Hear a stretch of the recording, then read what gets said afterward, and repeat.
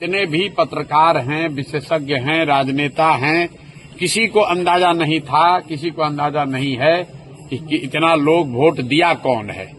और जो लोग ये दावा कर रहे हैं कि वोट किसको पड़ा है, उसको जब यही नहीं पता है कि वोट पड़ा कितना है, उस दिन 3 बजे तक 4 बजे तक जब तक इलेक्शन कमीशन ने डेटा नहीं जारी किया है, चुनाव के प्रतिशत के आंकड़े जारी नहीं किए, तब तक लोगों को ये भी नहीं पता था कि वोट कितना पड़ रहा है। लेकिन लोग टीवी पर, यूट्यूब पर आकर बड़े बड़े बयान दे रहे हैं कि वोट किसको पड़ रहा है। भाई, जब तुम्हें यही नहीं पता है कि कितने लोग वोट दे रहे हैं, तो ये कैसे पता चल रहा है कि वो व्यक्ति किसको वोट दे रहा है। प्रशांत किशोर दूसरे चरण की वोटिंग से पहले बोले कि बिहार में आज़ादी के बाद सबसे ज़्यादा वोट पड़ा है, जो कि बिहार में बदलाव के लिए है, व्यवस्था परिवर्तन के लिए है। पीके ने यह बात पश्चिम चंपारण के भीतिहरवा गांधी आश्रम से कहा। फीडबैक मेरे भाई तो किसी के पास नहीं है। फीडबैक तो जो आप लोग दे रहे हैं, जो इलेक्शन कमीशन दे रहा है, वो सब लोग सुन रहा है कि बिहार में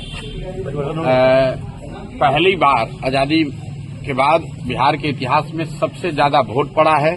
और ये अपने आप में एक बहुत बड़ा संकेत है, बदलाव का संकेत है। पहली बार बिहार में इतनी बड़ी संख्या में वोट पड़ा है, तो एक तरीके से गांधी के इस आश्रम में, गांधी के विचार से, लोकतंत्र के मानने वाले लोग की सबसे बड़ी जीत है कि बिहार में आज तक 65% वोट कभी नहीं पड़ा है।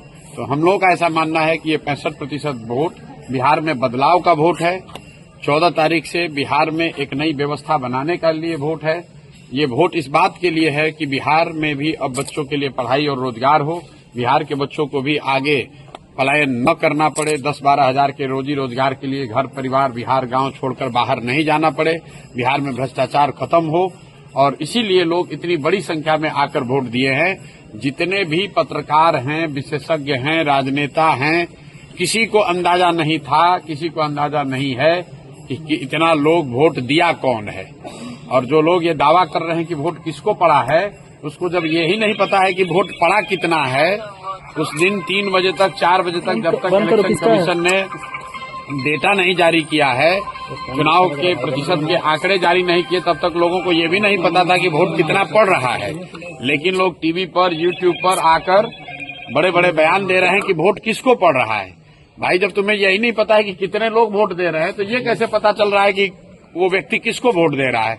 इसलिए ये लोकतंत्र का पर्व है चुनाव।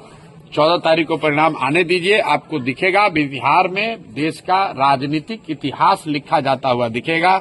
जिस तरीके से चंपारण के इसी धरती से गांधी जी ने स्वतंत्रता की लड़ाई में एक नया इतिहास रचा था, एक नया सूत्र दिया था, एक नया हथियार दिया था, उसी तरीके से हम लोग का विश्वास है कि गांधी के भीतिहरवा आश्रम से जो जन स्वराज का अभियान शुरू हुआ है, वो न सिर्फ बिहार में बल्कि बिहार के बाहर भी 14 तारीख को जब परिणाम आएंगे तो लोग एक इतिहास, नया इतिहास रचा जाता हुआ देखेंगे।